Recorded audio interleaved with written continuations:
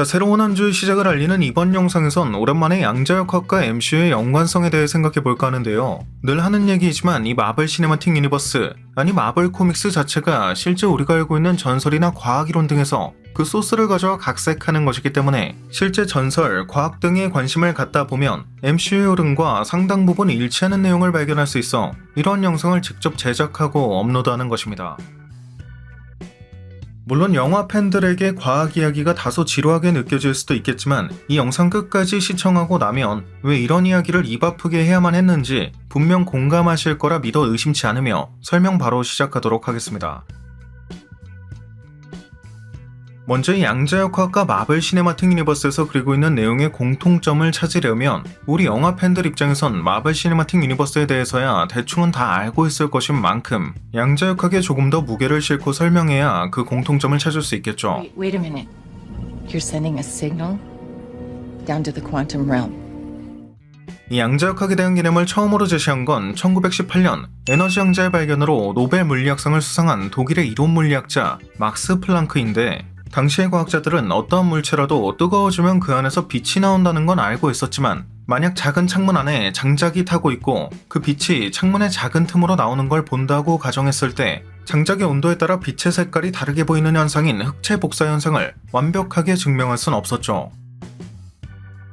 일단 여기서 짚고 넘어가야 할 게 양자역학의 발견 과정에서 빛 에너지가 개입됐다는 점으로 늘 강조하고 있듯 MCU의 코스믹 에너지가 우주를 가득 채우고 있는 빛 에너지일 것이라고 예상하고 있고, 이 양자 영역을 채우고 있는 에너지 또한 이 우주를 가득 채우고 있는 빛 에너지이자 코스믹 에너지와 동일한 것이라고 예상하고 있기 때문에 처음부터 그 공통점을 발견할 수 있다고 볼 수 있을 것입니다.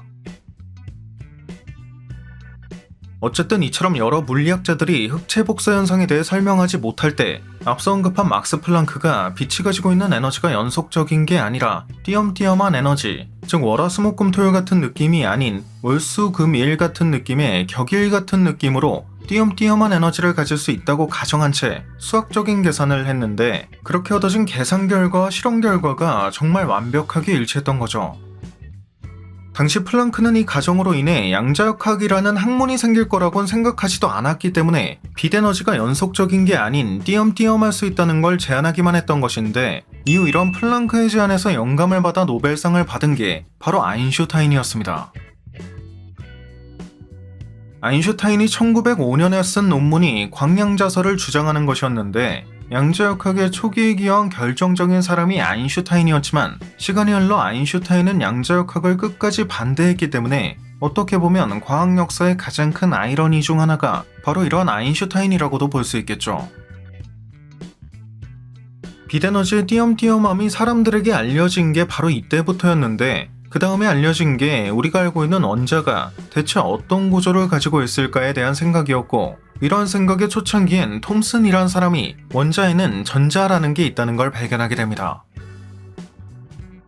그렇다면 여기서 또 두 번째 공통점을 찾을 수 있죠. 그건 바로 앞서 언급했듯 양자역학의 기본 개념을 성립하는 데 큰 도움이 됐던 빛 에너지가 마블 시네마틱 유니버스에선 우주를 가득 채우고 있는 코스믹 에너지와 같을 것, 이 코스믹 에너지는 양자 영역도 가득 채우고 있을 것이라고 예상했고, 이 우주의 탄생과 함께 생겨난 인피니티 스톤 또한 코스믹 에너지를 기반으로 하고 있을 것이라고 예상하고 있듯, 이 인피니티 스톤을 없앨 수 있는 유일한 방법이 바로 원자 단위로 작아져야만 갈 수 있는 양자 영역에 가는 것과 마찬가지로 원자 단위로 분해하는 것이라고 설명된 적이 있다는 것입니다. Not screw with the regulator. If that regulator is compromised, you would go subatomic.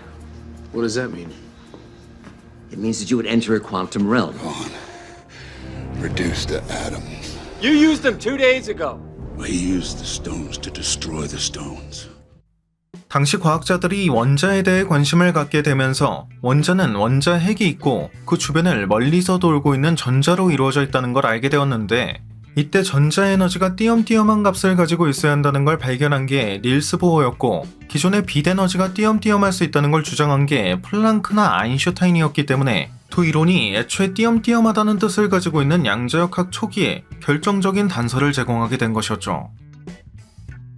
양자를 뜻하는 영어 단어인 퀀텀은 물리학자들이 어떠한 것이 띄엄띄엄하게 늘어서 있다는 걸 그 양이 퀀타이즈드 되어 있다 라고 부르는 것의 명사화인 만큼, 퀀텀의 뜻은 빛 에너지도 띄엄띄엄하고 원자에 있는 전자 에너지도 띄엄띄엄하다는 걸 의미한다고 볼 수 있을 것인데, 이러한 빛에너지와 원자로부터 시작된 양자역학의 초기 두 줄기는 앞서 언급했듯 MCU에서 그리고 있는 현상들과도 정확한 연결고리를 가지고 있는 걸 알 수 있습니다.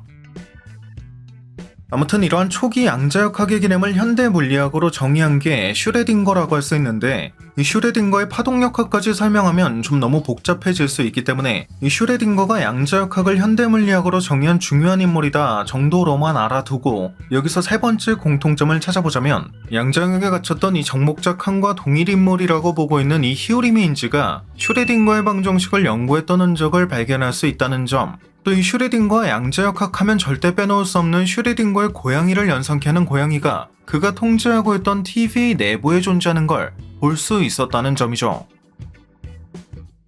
이 양자역학을 가장 잘 표현한 실험 중 하나가 이중슬릿 실험인데, 이 실험은 말 그대로 두 개의 구멍이 뚫린 가림막에 비비탄 같은 입자를 쏘면 당연히 그 두 개의 구멍대로 두 줄이 나타나게 되지만, 물결과 같은 파동을 쏘면 두 개의 구멍을 통과한 후 두 개로 나뉜 물결이 높은 곳끼리 만나는 곳에선 물결이 더욱 커질 것이고, 낮은 쪽끼리 만난 곳에선 서로 상쇄되어 사라져버릴 것이기 때문에 파동이 이중슬릿을 통과하면 결국 뒤로 보이는 스크린에 띠가 반복되는 모양인 파동의 간섭 무늬가 생기게 될 것이라는 아이디어에서부터 시작된 것입니다.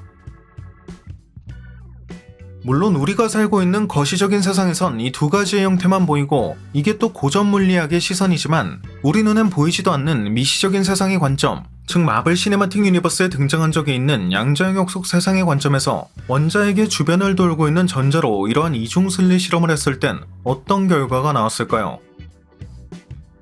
정말 신기하게도 전자를 한 개씩 던졌을 땐 입자처럼 두 줄로 찍혔지만, 이걸 계속 한 개씩 반복해서 던졌을 땐 파동처럼 띠가 반복되는 형태로 나타났다는 겁니다. 때문에 이러한 현상을 우리가 이해하려면 전자 하나가 이중슬릿을 통과할 때 두 틈을 동시에 통과했다고 밖에는 생각할 수 없다. 즉 예를 들어 고양이는 태생적으로 색을 구분할 수 있는 원추세포가 거의 없어 세상을 흑백으로 밖에 볼 수 없기 때문에 우리가 적색을 찾으라고 요구한다면 고양이는 흑과 백 둘 중에서만 고르려고 할 것인 만큼 그 질문의 본질 자체를 이해할 수가 없을 것. 비슷한 맥락에서 우리가 입자와 파동밖에 못 본다고 해서 왜 둘 중에 하나가 아니지 라고 생각하는 것 자체도 모순이라고 볼 수 있다는 거죠.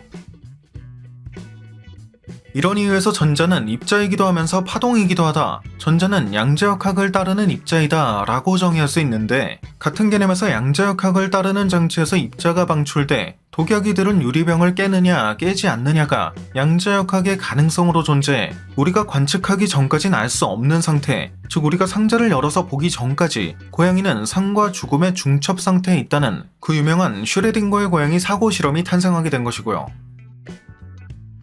여기서 마지막 네 번째 공통점을 찾을 수 있는데, 그건 바로 양자역학 속 슈레딩거에 상자한 고양이가 된 스캇이 본래는 삶과 죽음의 중첩 상태에 있어 실제로 죽어가고 있는 스캇과 살아있는 스캇이 공존하는 상태였지만, 이곳에 난입한 호프의 관측 행위로 인해 스캇은 살아있음으로 결정된 걸 통해